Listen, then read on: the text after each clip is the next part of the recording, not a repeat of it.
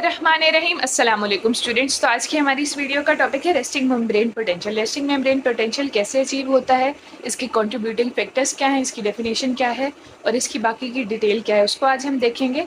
और दूसरा देखेंगे कि मेम्ब्रेन स्टेबलाइजर्स क्या होते हैं, मेम्ब्रेन स्टेबलाइजर्स क्या होते हैं, इन फिजियोलॉजिकल कंडीशंस में क्या होते हैं, मतलब नेचुरली अकरिंग कौन से स्टेबलाइजर्स हैं और आर्टिफिशियली कौन से स्टेबलाइजर्स हैं और इनका फंक्शन क्या है। Okay, so let's start from the resting membrane potential. Resting membrane potential एक ऐसा पोटेंशियल है किसी भी सेल का जब उसमें से नर्व इम्पल्सेस पास नहीं कर रही। ठीक है, रेस्टिंग मेम्ब्रेन पोटेंशियल ऐसा पोटेंशियल है किसी सेल का जिसमें जब उसमें से नर्व इम्पल्सेस पास नहीं कर रही। ठीक है, तो इसके कंट्रीब्यूटिंग फैक्टर्स क्या हैं? बहुत सारे कंट्रीब्यूटिंग फैक्टर्स हैं। सबसे पहला कंट्रीब्यूटिंग फैक्टर तो ये है sodium potassium pump. You will be familiar कि जो सोडियम पोटेशियम पंप है ये क्या करता है कि दो सोडियम को from the outside of the cell to transfer करता है टू द इनसाइड, और जो पोटेशियम है उसको आउटसाइड से इनसाइड ट्रांसफ़र करता है और सोडियम को इनसाइड से आउटसाइड ट्रेवल करता है, यानी अगेंस्ट द कंसंट्रेशन ग्रेडियंट। ये मूवमेंट ऑफ आइंस कराता है। क्या कराता है? Against the concentration gradient movement of ions कराता है, utilizing ATP. Utilizing what? Utilizing ATP. ठीक है, यूटिलाइजिंग एटीपी। इसके अलावा पोटेशियम चैनल्स होते हैं और सोडियम चैनल्स भी होते हैं। पोटेशियम चैनल्स जो हैं वो अलाउ करते हैं पोटेशियम को पास करने में, और सोडियम चैनल्स क्या करते हैं? सोडियम आइंस को पास करने में हेल्प करते हैं। सोडियम आइंस, क्योंकि सोडियम की कंसंट्रेशन आउटसाइड द सेल बाहर होती है, बाहर से अंदर आएंगे और पोटेशियम अंदर से बाहर जाएंगे। क्यों होगी? Due to the concentration gradient होती है। ठीक है, और स्पेसिफिक आयंस चैनल्स होते हैं जिनसे पोटेशियम मूव करेगी, स्पेसिफिक आयन चैनल्स होते हैं जिनसे सोडियम मूव करेगी। यहाँ पे मैंने पोटेशियम ही क्यों ड्रॉ की है? क्योंकि रेस्टिंग मेम्ब्रेन पोटेंशियल में सबसे ज़्यादा रोल पोटेशियम के लीकी चैनल्स का होता है। इन चैनल्स को क्या कहते हैं? लीकी चैनल्स कहते हैं। तो ये जो लीकी चैनल्स हैं पोटेशियम के, वो 100 टाइम्स मोर परमिएबल हैं as compared to this leaky channels of sodium, इसलिए मैंने यहाँ पे पोटेशियम ड्रॉ की है। और दूसरा ये जो मैंने सर्कल ड्रॉ किया है ये किस चीज़ को रिप्रेजेंट कर रहा है कि ये जो आयन चैनल्स हैं ये स्पेसिफिक है। आयन चैनल्स क्या हैं? स्पेसिफिक हैं फॉर पोटेशियम एंड स्पेसिफिक हैं फॉर सोडियम। स्पेसिफिसिटी कैसे होगी कि एक तो साइज़ जो है जो आयन चैनल्स सोडियम के लिए होंगे उनका साइज़ सोडियम के मुताबिक होगा, और जो आयन चैनल्स पोटेशियम के लिए होंगे उनका साइज़ पोटेशियम के मुताबिक होगा। रेस्टिंग मेम्ब्रेन पोटेंशियल की जो वैल्यू है वो क्या है? -90 मिलीवोल्ट्स। क्या है? -90 मिलीवोल्ट्स। ये जो माइनस का साइन है ये क्या रिप्रेजेंट करता है? या यहाँ प्लस का भी साइन हो, कोई भी साइन हो हमारे पास मेम्ब्रेन पोटेंशियल्स में, तो इनसाइड ऑफ द मेम्ब्रेन को रिप्रेजेंट करता है। किसको रिप्रेजेंट करता है? इनसाइड ऑफ द मेम्ब्रेन को। अच्छा, अब जब पोटेशियम आइंस 100 टाइम्स ज़्यादा बाहर चले जाएंगे एज़ कम्पेयर टू जो सोडियम आइंस अंदर आ रहे हैं, तो क्या होगा? यहाँ पे नेगेटिविटी क्रिएट होगी। इनसाइड द मेम्ब्रेन क्या क्रिएट होगी? नेगेटिविटी। और बाहर क्या क्रिएट हो जाएगी? Relative positivity. क्या क्रिएट होगी? Relative positivity. अगर हम सोडियम पोटेशियम पंप को भी देखें तो इसमें भी यही हो रहा है कि 3 सोडियम आइंस बाहर जा रहे हैं जबकि अंदर सिर्फ 2 आ रहे हैं, तो इसकी वजह से भी रिलेटिव नेगेटिविटी क्रिएट हो रही है इन द इनसाइड और relative positivity in the outside. तो हो गई थियोरेटिकल बात कि सोडियम पोटेशियम पंप भी इसमें कंट्रीब्यूट कर रहा है और सोडियम और पोटेशियम लीकी चैनल्स भी कंट्रीब्यूट कर रहे हैं। अब आ जाते हैं थोड़ी सी इसकी कैलकुलेशन पे। क्या है calculation? Diffusion potential of potassium.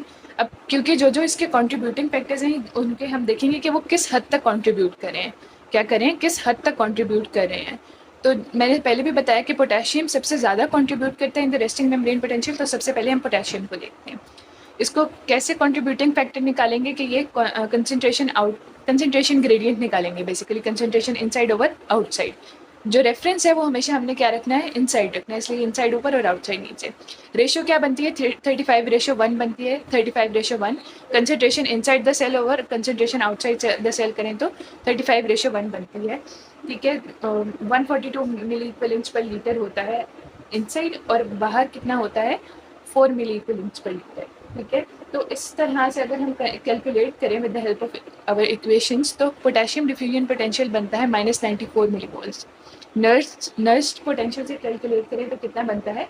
-94 मिलीवोल्ट्स। यानी नर्स्ड पोटेंशियल से कैलकुलेट करने का क्या मतलब है कि अभी हमने ये कंसिडर नहीं किया कि पोटेशियम की परमिएबिलिटी कितनी है और बाकी जो आयंस हैं उनकी परमिएबिलिटी कितनी है, हमने सिर्फ पोटेशियम के इफेक्ट को देखा है। इसके बाद अगर हम सोडियम के इफेक्ट को देखें तो यहाँ पे क्या बनता है? इसका कंसंट्रेशन ग्रेडियंट क्या बनता है? 0.1 और इसका नर्स्ड डिफ्यूजन पोटेंशियल है +60 मिलीवोल्ट्स। क्या है? +60 मिलीवोल्ट्स। अब -94 मिलीवोल्ट्स और +60 मिलीवोल्ट्स में तो बहुत ज़्यादा फ़र्क है।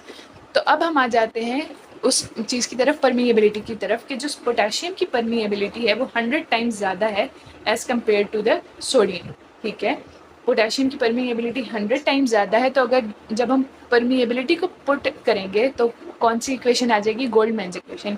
गोल्डमैन्स इक्वेशन के हिसाब से निकालेंगे तो क्या बन जाएगा? -86 मिली वोल्ट्स। लेकिन मैंने पहले बताया कि रेस्टिंग मेम्ब्रेन पोटेंशियल जो है वो तो -90 मिली वोल्ट्स है। तो ये जो बाकी का -4 मिली वोल्ट्स है, ये कौन कंट्रीब्यूट करता है? वेरी गुड, ये कंट्रीब्यूट करते हैं सोडियम एंड पोटेशियम पंप्स। क्या कंट्रीब्यूट करते हैं? Sodium and potassium potassium pump contribute करते हैं -4 milli volts in the resting membrane potential. कैसे? 3 सोडियम आइंस को बाहर भेजेगा, 2 पोटेशियम को अंदर लेगा, तो रिलेटिव नेगेटिविटी क्रिएट हो गई दोबारा से हमारे इनसाइड ऑफ द मेम्ब्रेन में।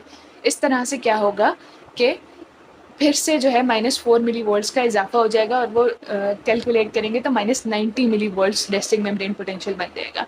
सोडियम पोटेशियम पंप के और क्या क्या फंक्शंस हैं? एक तो ये थर्मोजेनेसिटी करता है, क्योंकि ये एटीपी को यूज़ करता है इस सब प्रोसेस में टू जनरेट एडीपी, और इससे क्या जनरेट होती है? हीट जनरेट होती है या एनर्जी जनरेट होती है। और दूसरा ये सेल वॉल्यूम को भी कंट्रोल करता है। ठीक है, इसके बाद हम आ जाते हैं स्टेबिलिटी फैक्टर्स पे। क्या है स्टेबिलिटी फैक्टर्स? स्टेबिलिटी क्या है? मेम्ब्रेन पोटेंशियल्स में स्टेबिलिटी किसको कहते हैं? इनहिबिशन ऑफ एक्साइटेशन को क्या कहते हैं? स्टेबिलिटी। इनहिबिशन ऑफ एक्साइटेशन यानी inhibition of action membrane potential को क्या कहेंगे? स्टेबिलिटी। स्टेबिलिटी की फिजियोलॉजिकल कंडीशन क्या है, या फिर कह लें कि हमारी बॉडी में नेचुरली किस तरह से की जा सकती है, या फिर बीपी पेशेंट्स में किस तरह से की जाती है कि एक्स्ट्रा सेलुलर फ्लूइड में कैल्शियम लेवल्स बढ़ा दिए जाते हैं। एक्स्ट्रा सेलुलर फ्लूइड्स में कैल्शियम लेवल्स बढ़ा दिए जाते हैं, जिसकी वजह से क्या होता है कि एक्शन मेम्ब्रेन पोटेंशियल जनरेट नहीं होता। क्या नहीं होता? एक्शन मेम्ब्रेन पोटेंशियल जनरेट नहीं होता। ठीक है, और इसके अलावा कौन से स्टेबिलिटी फैक्टर्स हैं जिनको हम लोकल एनेस्थेटिक्स भी कहते हैं? प्रोकेन और टेट्राकेन। प्रोकेन एंड टेट्राकेन, ये स्टेबिलिटी फैक्टर्स हैं, यानी ये वो चीज़ें हैं जो इनहिबिशन ऑफ एक्साइटेशन करती हैं। क्या करती हैं? इनहिबिशन ऑफ एक्साइटेशन करती हैं टू प्रोड्यूस स्टेबिलिटी और to maintain the resting membrane potential. ठीक है, जो लोकल एनेस्थेटिक्स हैं इनका एक्शन क्या होता है? ये एक्साइटेबिलिटी को इतना रिड्यूस कर देते हैं, यानी इतना इस हद तक हमारे एक्साइटेबल सेल्स को इनहिबिट कर देते हैं कि जो थ्रेश होल्ड स्टिमुलस है उनको दोबारा एक्साइट करने के लिए लोकल एनेस्थेटिक्स के जो इफेक्ट के अंडर उनको दोबारा एक्साइट करने के लिए उतनी स्ट्रेंथ चाहिए होती है जितनी एक्चुअल पोटेंशियल की भी नहीं होती। इसको हम मैथमेटिकली कैसे देखेंगे कि जो एक्साइटेबिलिटी थ्रेश होल्ड है, अगर so that's all for today. I hope you find this video useful. Stay tuned and subscribe to my channel.